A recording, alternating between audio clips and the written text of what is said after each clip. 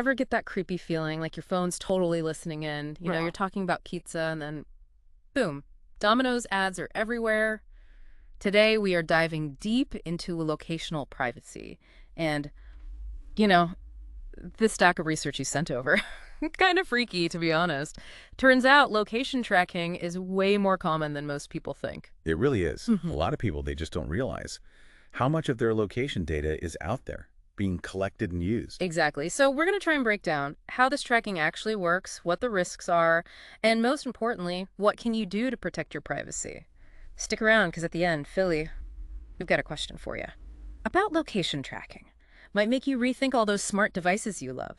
Okay, but first, location-based services. They're everywhere now, right? I mean, think about it. Navigation apps, poof, finding a coffee shop near you. Hard to imagine life without them. It really is transportation, communication, Yes. even just socializing. Yeah. So much of our lives depend on these services, but it all comes at a cost. You're trading convenience for your location data, and that data can be used in ways you might not like. It's that trade-off, isn't it? We get the convenience, but companies get our data. What's really worrying is there's not really a solid legal framework for all this, for protecting locational privacy. So, what does that mean for us, really? Well, basically, the rules around how our location data can be collected and used, how it's shared, it's all still being figured out. And that leaves us open to misuse, even exploitation. That's why it's so important to really understand how this system works, who's involved, and how what they do or don't do impacts our privacy. Okay, so let's break this down. Who are the key players in this locational privacy game you're talking about? Well, there are three main ones. The user, that's you. Hmm. Then you've got the developers, the ones making the apps and services we use. And then the data agencies that are collecting and analyzing all that data. Each one has a role to play, and their choices have a big impact on your locational privacy. So this whole user, developer, data agency thing, is it actually working for us? That is the million-dollar question, and it's one. A lot of experts are debating. There are definite benefits to location services, but the lack of clear rules and the potential for misuse, they're valid concerns. Okay, so let's start with the user, because that's where we have some control, right? What can we actually do to protect ourselves? Do we even have any power here? Absolutely you do. One thing you can do is manage your privacy settings. You can turn off location services completely, or choose which apps have access to your location. And if you dig into those app permissions, you can usually get even more granular control. So it's not all or nothing. I can pick and choose what I share. Exactly. And another tool you can use is a VPN, a virtual private network. Oh yeah, VPNs. Isn't that what people used to watch? Like cheap Netflix from other countries. What's that got to do with location privacy? It's the same tech, but with a different use. A VPN creates a secure tunnel, basically. For your internet traffic, it makes it look like you're browsing from a different location. Super helpful on public Wi-Fi. Like at a coffee shop, the airport, all those spots. Exactly. Without a VPN, your data's going through their server. Could be vulnerable to snooping, but a VPN, it routes your traffic through a different server, adds an extra layer of security. So while I'm sipping my latte at the airport, my phone could think I'm in Paris. Exactly. It's a powerful tool for protecting your location. Okay, so we can do things as individuals. Yeah. Manage our settings, use tools like VPNs. But what about the companies behind all this? What about the developers? What's their role in protecting our location data? Developers, they have a big responsibility here. They're building the apps, the services we use every day, Right. and they have the power to make privacy a priority from the start. One of the key tools they can use is encryption. Okay, so like scrambling the data so it's unreadable without a key sounds pretty good, but I have a feeling it's not quite that simple. You got it. Encryption is a powerful tool, no doubt, Yeah. but it's not foolproof.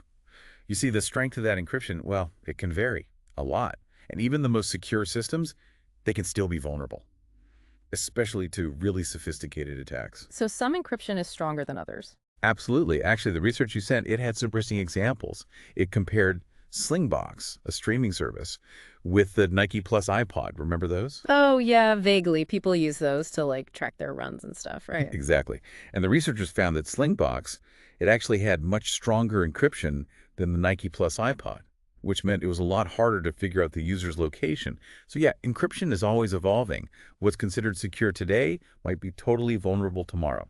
That makes sense. It's like a constant back and forth, people trying to protect data and those trying to get to it. But wait, if developers are supposed to build in these protections, What about the companies that are collecting all this data? What are data agencies doing to protect our privacy? That's where things get even trickier. Data agencies, they can and should have really strict rules about who can access the data they're holding. Things like strong passwords, secure servers, and then there are these hierarchical permission structures, basically limiting access to only the people who absolutely need it. Right, okay. But then who gets to decide who needs access? Sounds like there's a lot of trust involved. You've hit on a major point. There are definitely some big trust issues with this whole approach. We have to trust that the data agencies are acting responsibly, that their security is top-notch. The research you sent actually talked about this system called PRBAC, or Conditional Privacy Aware Role-Based Access Control. I know it's a mouthful. Yeah, bit of a tongue twister. But the main idea is to divide and conquer. Divide and conquer, how does that apply to data security? Okay, so instead of one person having access to all the data, it's split up. Different levels, different people within the agency. They each only get the specific data they need for their job, like a checks and balances kind of thing. Prevents anyone from having too much power or access. Okay, that makes sense. But it still comes down to trust, right? Yeah. Trusting that the agency set things up right and that people aren't abusing their access. And then there's the whole thing about location data being used for, like, public safety reasons. Right, yeah. I mean, law enforcement often needs access to that data for investigations or to track down suspects, right? Exactly. And that's where finding the right balance gets really, really tough. We all want to feel safe and secure, and location data can be a useful tool for law enforcement. But we don't want to give up our privacy entirely in the process. It's like this constant tug of war, security versus privacy. Is there any way to make them both work? That is the question everyone's trying to figure out. There aren't any easy answers. Different countries, they're doing things differently. Some prioritize security, others are focused more on privacy. It's complicated. No easy solutions. So where does this leave us? We've talked about the users, the developers, the data agencies, but it feels like we've uncovered a lot of problems without any clear solutions. Yeah, there aren't any quick fixes. But the important thing to remember is you're not powerless. You have a say in how your location data is used. It takes some effort and awareness, but there are steps you can take to protect yourself. Well, that's a little bit reassuring. But honestly, it is kind of overwhelming thinking about all the ways our location data is being collected and used. What's the one thing people should keep in mind as they navigate all of this? I'd say the most important thing is to be informed. You have to understand how location tracking actually works, the potential risks, and what you can do to protect yourself.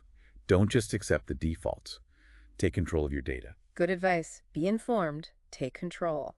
But, and I can't help but wonder, we've been talking about phones, computers, but all these other devices are becoming smart now. Cars, refrigerators, thermostats. What happens then? How does that change things? It's the next frontier, really. And right now, it's a bit of a free-for-all. As more and more devices get connected to the internet, they can collect location data, and that just increases the privacy risks, like exponentially. Wow. Think about it. Your car knows where you go. Your fridge knows what you're eating. Your thermostat even knows when you're home. It's a ton of data, and it could be used to build like a really detailed picture of your life. It's like something out of a sci-fi movie. Instead of robots taking over, it's our gadgets spying on us. It's a real concern. And the scariest part, we often don't even realize these devices are collecting our location data. It's not always clear. And those privacy policies, they can be so long and confusing. So what can we do? I mean, should we just unplug everything? Go off the grid? Well, you could, Yeah. but that's not really practical for most people. The key is to be aware of the risks, Make smart choices about what devices we use and how we use them. Do your research before you buy something new. Read the privacy policy, even if it's boring. Pay attention to the data you're sharing. So being informed, taking control, it's even more important as our homes get smarter. It's a lot to consider, but it's a conversation we need to be having. Exactly. The choices we make now, they'll shape the future of privacy in this whole digital age, and we all have a role to play. Well said. This deep dive has been, I gotta say, pretty eye-opening. Definitely given me a lot to think about, and I'm sure our listeners feel the same way. It's been my pleasure. Always good to remember. Knowledge is power. And with great power comes great responsibility. That's all the time we have for this deep dive. Until next time, stay curious, stay informed, and most importantly, stay vigilant.